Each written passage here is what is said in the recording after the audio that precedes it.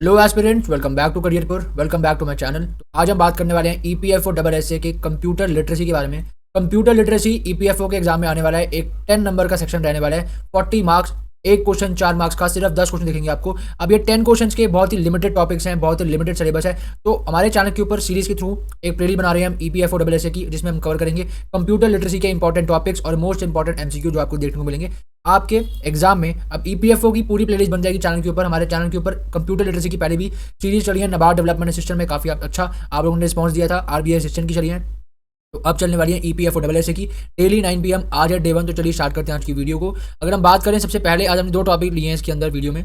सबसे पहला टॉपिक यहाँ पे व्हाट इज डेटाबेस। डेटाबेस क्या होता है, तो यहाँ पे नीचे डेफिनेशन दे रखी है, a database is a collection of information that is organised so that it can easily be access, manage and updated. Simply इसका डेटाबेस का मीनिंग क्या है, a collection of information collect करना, उसको ऑर्गेनाइज करना, उसको एक्सेस करना, उसको मैनेज करना, उसको अपडेट करना। मतलब एक, अगर आप बात करो, एक बॉक्स में आपने मटेरियल स्टोर कर दिया, तो ये आपका डेटाबेस है जो पूरे मटेरियल्स को मैनेज भी कर रहा है, उसको उसको सेफली भी रखेगा, कोई उसको टच ना करे, कोई इन्फॉर्मेशन लीक ना हो इसके अंदर से। तो ये हो गया डेटाबेस। अब अलग अलग कंपनी है, सबके अलग अलग डेटाबेस में उनका डेटा स्टोर होता है। तो क्या होगा डेटाबेस, और database is a collection of information that is organise so that it can easily be access, manage and updated. ये लर्न करने की जरूरत नहीं है, ये बस आपको एक इन्फॉर्मेशन दी है। अब हम बात करेंगे what is database management system. 2 topic cover करेंगे वीडियो में, उसके बाद एमसीक्यूज हैं, 10 एमसीक्यूज आपको देखने को मिलेंगे यहाँ।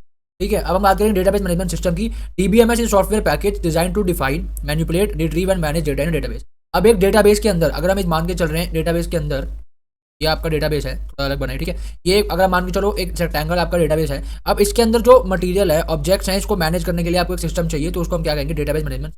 डीबीएमएस मैनेज करेगा डेटाबेस में जितना भी डेटा है, उसको डिफाइन करेगा, उसको मैनिपुलेट करेगा, उसको रिट्रीव करेगा। It defines rule for validating and manipulating that data. ठीक है, अब आगे हम बढ़ते हैं। आज हम कवर करेंगे 10 इंपॉर्टेंट क्वेश्चन। आपको बताया 10 एमसीक्यू क्वेश्चन आपको डेली देखने को मिलेंगे इसके अंदर।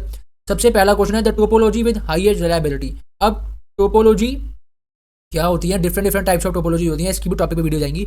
जैसे कि आप मान के चलो, होती है बस टोपोलॉजी, अगर आप लोगों ने पहले तैयारी करी है, सिलेबस पढ़ रखा है तो पता होगा। एक होती है मेश टोपोलॉजी।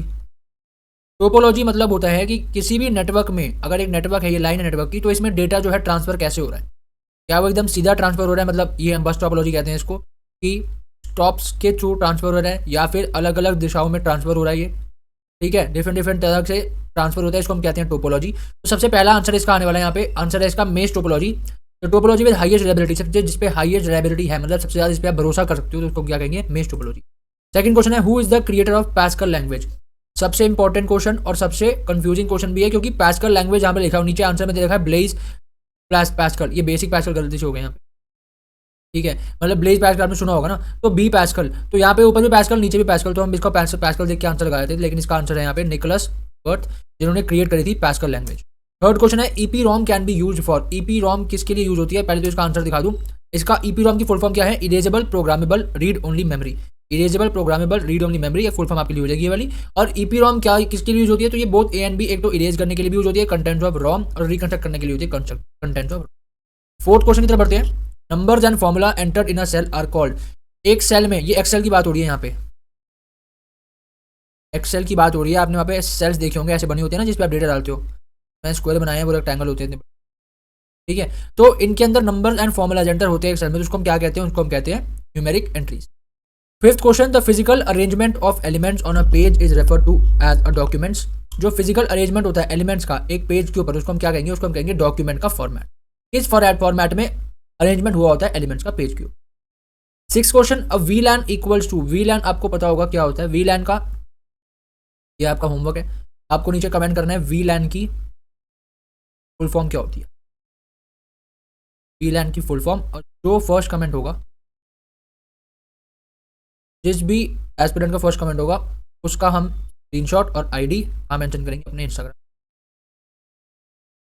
इंस्टाग्राम पेज पे हम उनको आईडी मेंशन करेंगे। जो फर्स्ट कमेंट कर रहा है अपनी आईडी नीचे मेंशन कर दे। हमारे चैनल का नाम आपको पता होगा करियरपुर, आपको हमारा इंस्टाग्राम पे भी पेज मिल जाएगा, वहाँ जाके फॉलो कर सकते हो आप, और वहाँ पे आपको आईडी दिखेगी। तो ठीक है, ये वीलैन आपका हो गया होमवर्क क्वेश्चन। अब VLAN is equal to a subnet. एक क्वेश्चन अगर आ गया वीलैन किसके बराबर होता है, तो आप लोग बोलोगे सबनेट के बराबर। नेक्स्ट हम बात करते हैं a dash is a major database object use to display information in a printable page format. Dash is a major database object use to display information in a printable page format. तो इसका क्या answer है, report. अब कुछ चीज़ें ऐसी होती हैं जिनका एग्जैक्ट मीनिंग नहीं समझाया जा सकता, हाँ वो प्रैक्टिकली समझाया जाएगा ना, आप सीधा वो दिखा के समझाया जाता है। तो इसको आपको सीधा क्वेश्चन को पढ़ लेना है, लर्न कर लेना एक बार कि report is a major database object used to display information in a printable page form. आप लोग अपने नोट्स बना सकते हो, अपने डेली के 10 क्वेश्चन लिख सकते हो, आपको देखने को डेली मिलेंगे। Which of the following code detect and correct error in data, कोई भी अगर एरर आएगा डेटा में तो कौन सा कोड जो है हेल्प करता है डिटेक्ट करने में, तो ये होते हैं Hamming code, HAMMING Hamming code. Next है which is the what is the best definition of a compiler, इसमें से डेफिनेशन ऑफ अ कंपाइलर कौन सी है, तो आंसर इसका B, a compiler is a program that converts all the source code into object code, और source code को जो convert करता है ऑब्जेक्ट कोड में उसको हम क्या कहेंगे, कंपाइलर।